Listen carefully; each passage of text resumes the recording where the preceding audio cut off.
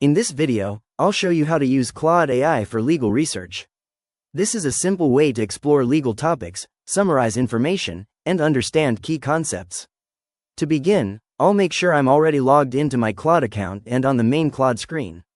Next, I'll click inside the message box in the center of the screen, where Claude asks, "How can I help you today?" Now I'll type a prompt asking Claude to help with legal research. For example, I might type, "Explain the basics of contract law in simple terms." After typing the prompt, I'll click the send button. Claude will generate a detailed explanation, breaking down legal concepts in an easy-to-understand way. If I want more specific research, I can refine my prompt. For example, I might type, "Summarize the key points of employment law for small businesses." Claude can also help compare laws, explain terms, or summarize legal documents. If I have files or documents, I can upload them and ask Claude to analyze and extract important information. Once the research is ready, I can copy or download the content and use it for learning, reference, or preparation. And that's it. I've successfully used Claude AI for legal research.